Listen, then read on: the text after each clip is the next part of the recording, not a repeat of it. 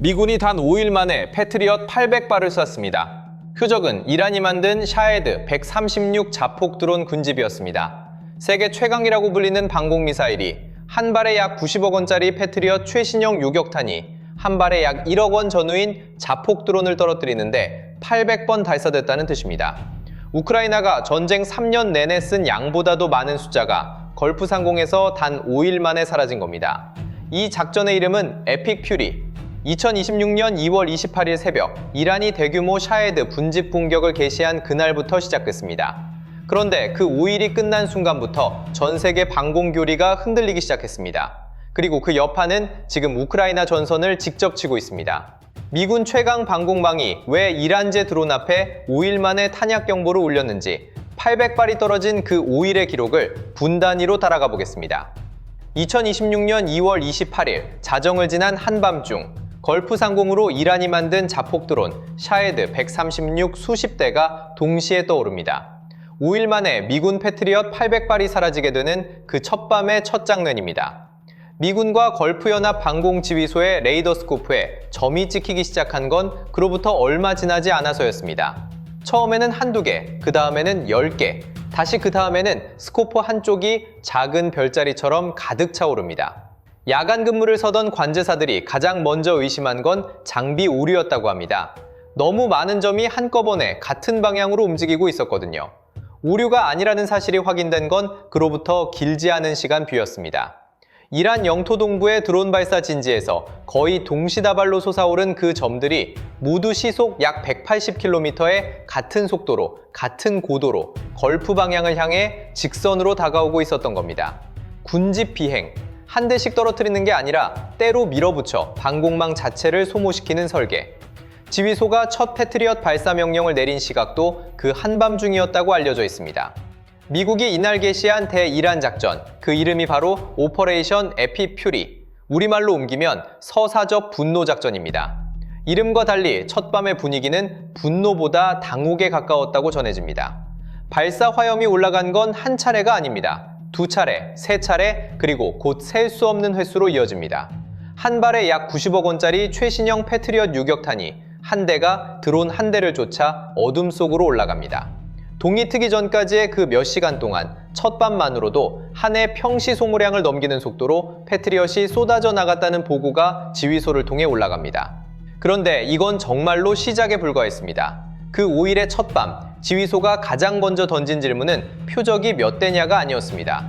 도대체 이 작은 드론 한 대가 뭐길래 세계 최강이라는 우리 방공망이 한 발에 90억 원짜리 유격탄을 이렇게 쏟아붓고 있느냐는 것이었습니다. 자, 여기서 그 드론이 도대체 뭐길래 세계 최강 방공망이 한밤중에 경보를 울렸는지 한 대씩 해부해 보겠습니다.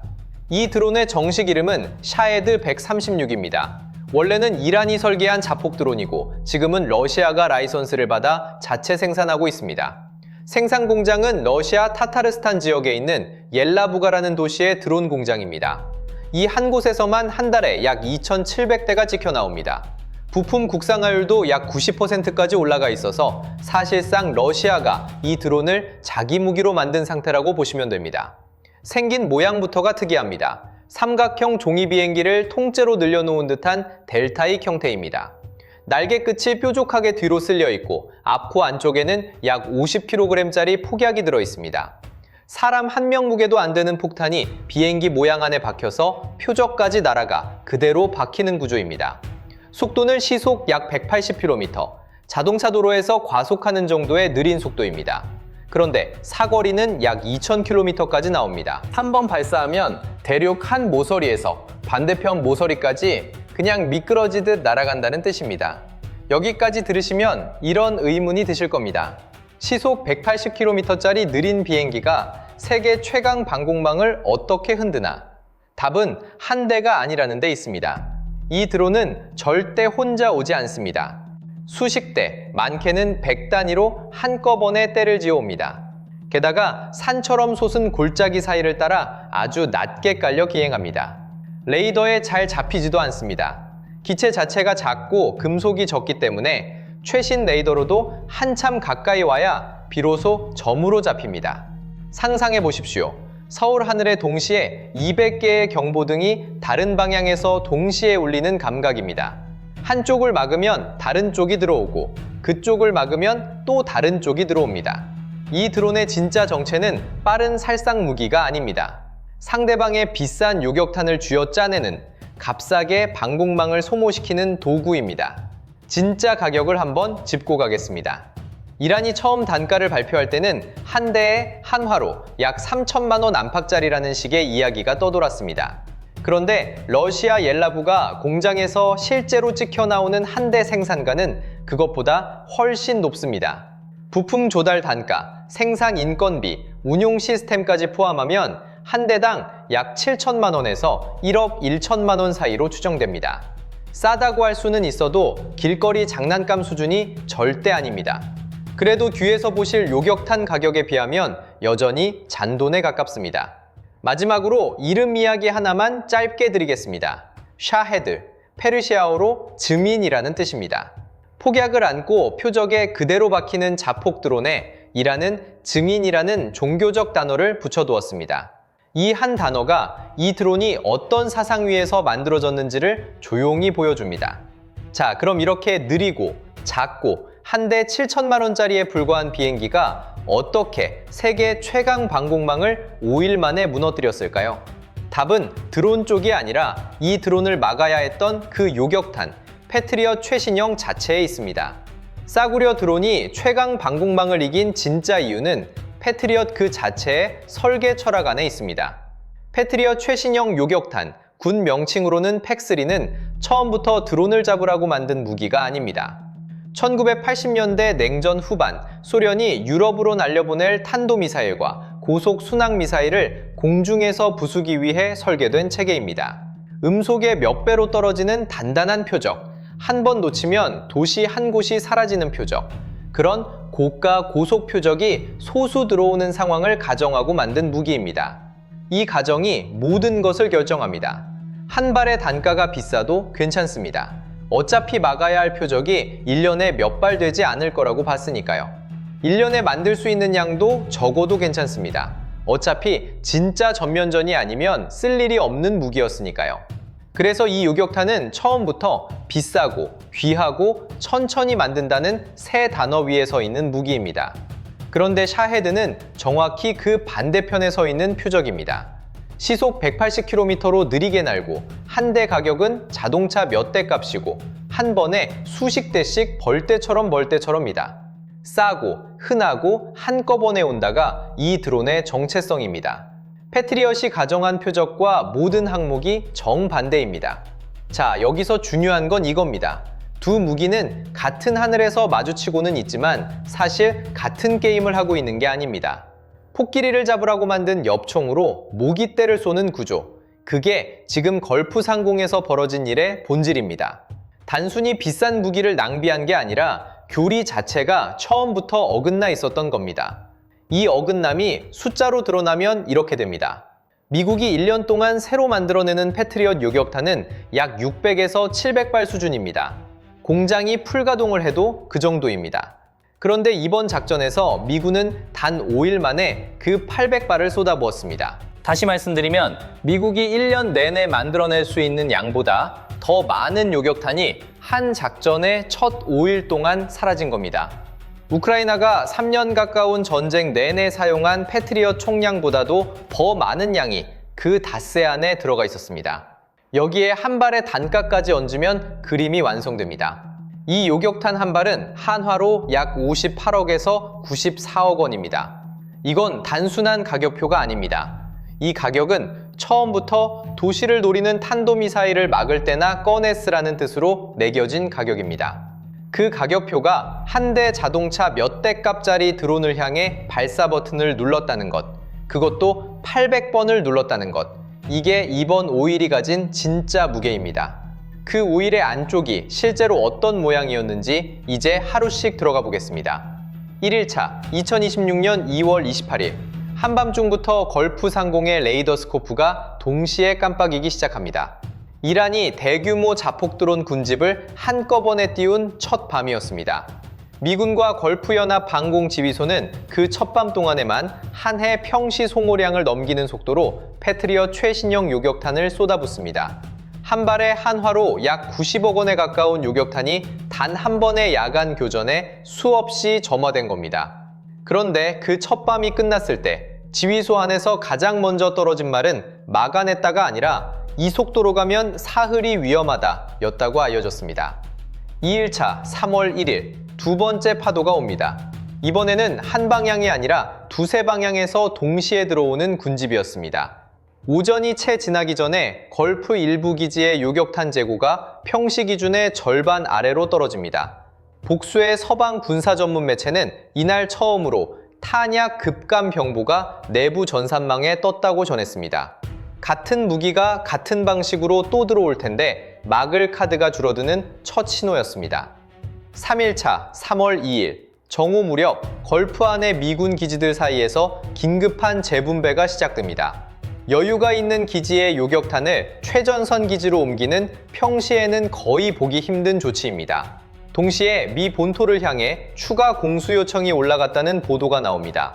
그런데 본토 공장의 한 해 생산량은 약 600에서 700발, 사흘 동안 걸프에서 사라진 양이 이미 한 해 생산량의 절반에 육박하고 있었습니다. 4일차 3월 3일, 저녁이 되자 일부 기지가 사실상 패트리엇 발사를 멈춥니다. 다음 파도를 위해 남은 요격탄을 최대한 아껴야 했기 때문입니다. 빈자리는 더 값싼 대공포와 근거리 요격체계, 그러니까 기관포와 단거리 미사일로 메워졌습니다. 한 발 90억 원짜리 요격탄을 쓰던 자리에 한 발 가격이 수백만 원에서 수천만 원 수준인 체계가 들어선 겁니다. 세계 최강이라 불리던 방공망이 같은 표적을 두고 수십 년 전 교리로 되돌아가 대응하기 시작한 겁니다. 그날 밤에도 드론 군집은 또 들어왔고 일부는 걸프 기지 주변부까지 침투해 지상을 두드렸습니다. 5일차 3월 4일 마지막 야간 교전이 끝났을 때 누적 사용량이 약 800발로 확정됩니다. 5일이라는 시간 동안 한 해 생산량을 넘어서는 패트리엇 최신형 요격탄이 단 한 종의 자폭 드론을 막느라 사라진 겁니다. 우크라이나 대통령실 증언으로 알려진 같은 숫자가 이번에는 키이우의 밤하늘이 아니라 걸프의 사막 위에서 다시 한번 확인된 셈이었습니다. 그날 미군 내부 회의에서는 더 이상 이 방식으로는 안 된다는 말이 처음 공식 기록에 올랐다고 전해집니다. 800발이라는 숫자는 단순한 재고 문제가 아니었습니다. 한 해 생산량을 5일 만에 털어버린 그 순간 이 요격탄이 가야 할 다른 전선의 시간표가 한꺼번에 흔들리기 시작했습니다. 그런데 이 재고 위기에 정말로 빨간불이 들어온 건 걸프도 미 본토도 아니었습니다. 지도 위에서 가장 먼 한 지점, 800발의 그림자가 가장 깊게 떨어진 곳은 따로 있었습니다. 그 가장 먼 한 지점, 키이우는 그 무렵 전혀 다른 종류의 비명을 지르고 있었습니다. 걸프에서 패트리엇 800발이 사라진 그 5일 동안 미국이 우크라이나로 보내기로 했던 패트리엇 일부 인도 일정이 흔들리고 있다는 보도가 복수의 서방 군사 전문 매체에서 동시에 흘러나왔습니다. 재고가 부족해 일부 물량을 미루고 있다. 이미 약속된 인도군 일부가 보류됐다는 식의 보도였습니다. 물론 우크라이나 대통령실은 곧바로 반박했습니다. 공식적으로 통보받은 보류는 없다는 입장이었습니다. 미국 행정부 쪽에서도 재배치는 있어도 약속 자체는 그대로다 라는 답이 나왔습니다. 그런데 보도와 반박이 엇갈리는 그 며칠 사이 키이우의 방공 책임자들이 제일 먼저 한 일은 한 가지였습니다. 남아있는 패트리엇 유격탄의 재고를 다시 세는 것이었습니다. 자, 여기서 중요한 건 이겁니다. 러시아 지휘부도 같은 숫자를 같이 세고 있었다는 사실입니다. 3월 들어 러시아의 미사일 운용 방식이 눈에 띄게 바뀌기 시작했습니다. 그동안은 탄도미사일 몇 발과 순항미사일을 시간차를 두고 섞어 쏘는 패턴이 많았습니다. 그런데 3월의 어떤 야간 공격에서는 탄도미사일 여러 발을 한꺼번에 묶어 같은 시간대에 쏟아붓는 구도가 잡혔습니다. 우크라이나 방공망이 가장 비싼 카드, 패트리엇 유격탄을 한 번에 더 많이 쓰도록 강제하는 그림이었습니다. 패트리엇 한 발이 사라지는 속도를 일부러 끌어올리는 압박이었습니다. 여기에 또 하나가 더해졌습니다. 우크라이나는 같은 달 러시아 본토 깊숙한 브량스크 지역의 마이크로칩 공장을 큰 피해 수준으로 타격했습니다. 이 공장은 러시아가 정밀 유도 무기, 그러니까 표적을 정확히 찾아가는 미사일과 글라이드 폭탄에 들어가는 핵심 부품을 찍어내던 곳 중 하나입니다. 즉, 러시아 입장에서는 같은 부품 라인이 같이 말리기 시작한 겁니다. 한쪽에서는 패트리엇이 빠르게 비고 한쪽에서는 정밀 유도무기 부품 공급이 끊긴다. 두 창구가 서로 다른 방향에서 동시에 줄어드는 구조였습니다. 그런데 이 위기 속에서 한 나라만 영리하게 움직였습니다. 우크라이나였습니다. 3월 말 우크라이나 대통령실이 직접 사우디아라비아와 카타르를 차례로 방문해 10년짜리 방위협정에 서명합니다. UAE도 곧 후속이 될 거라는 발표가 따라붙었습니다. 협정 안에는 방공 시스템, 특히 드론을 잡아내는 기술이 들어갔습니다. 흑해에서 러시아 함대를 사실상 밀어낸 무인 수상정 노하우, 그러니까 바다 위를 달리며 군함 옆구리를 들이받는 그 작은 배들의 운용법이 그대로 포함됐습니다. 전자전 장비, 공동 군수공장 건설 계획까지 한 묶음이었습니다. 이게 왜 무겁게 들리느냐 하면 흑해에서 검증된 비대칭 전술이 이제 호르무즈 코앞으로 이동하기 시작했다는 뜻이기 때문입니다. 흑해에서 러시아 흑해함대 군함의 약 3분의 1을 손에서 놓게 만든 그 노하우가 페르시아만 입구에 새로 자리 잡는다는 뜻입니다. 패트리엇 한 발에 90억이 들던 자리에 훨씬 싼 무인기와 무인 수상정이 채워진다는 말이기도 합니다. 그동안 미국식 압도적 화력에만 의존해온 걸프 국가들에게는 처음 받아보는 종류의 카탈로그였습니다. 그리고 비슷한 창고 구조를 쓰는 나라는 우리만이 아닙니다. 한국 동해상공도 같은 종류의 저가 군집 드론 위협이 거론될 때마다 같은 방식의 방공 카드부터 꺼내듭니다. 그 카드를 쥔 사람이 누구인지 이 5일의 마지막 한 장면에서 한 번만 같이 확인하고 내려오겠습니다. 800발이 사라진 자리에 남은 건 결국 사람이었습니다. 5일이라는 숫자가 끝난 뒤 그 숫자가 가장 먼저 닿은 곳은 작전 지도가 아니라 누군가의 침실 천장이었습니다. 첫 장면은 카타르 도하입니다. 며칠 전까지만 해도 이 도시의 밤하늘은 그저 평범한 밤이었습니다. 늦은 시간 창문을 열어두면 바람과 도시의 소음만 들리던 그런 밤이었습니다. 그런데 그날 새벽 한 주민은 처음으로 경보음을 들었습니다. 멀리서 시작된 사이렌이 점점 가까워지고 곧이어 저 위쪽 어디선가 둔탁한 토금이 이어졌습니다. 패트리엇 발사 소리였는지 떨어지는 드론의 폭발음이었는지 그 자리에선 알 수 없었습니다. 아는 건 단 하나였습니다. 어제까지 일상이던 밤하늘이 더 이상 일상이 아니라는 것이었습니다. 두 번째 장면은 키이우의 한 가정집입니다. 이미 3년째 반복되어 온 일이었습니다. 사이렌이 울리면 잠옷 차림 그대로 아이의 손을 잡고 한층 한층 계단을 내려가 지하 방공호로 향하는 동선이 몸에 배어 있었습니다.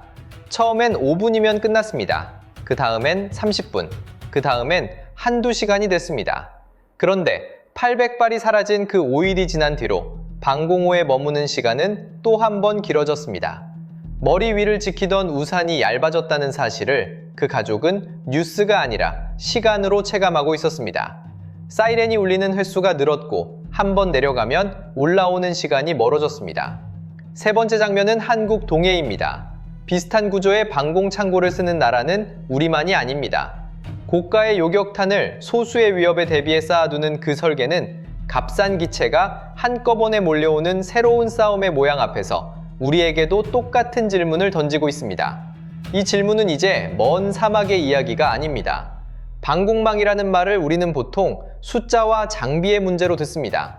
그런데 실제로 그것이 무너졌을 때 가장 먼저 흔들리는 건 장비가 아니라 천장 아래에서 잠을 청하는 사람들의 평범한 밤이었습니다.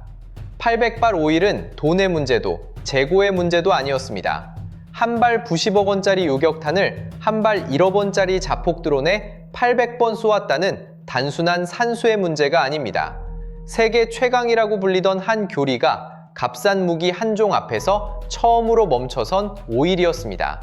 멈춰서 선 그 5일 동안 도하의 한 주민은 처음으로 밤하늘을 두려워했고 키이우의 한 가족은 방공호에 머무는 시간이 다시 길어졌고 그리고 동해를 사이에 두고 우리도 같은 모양의 질문 앞에 서게 됐습니다.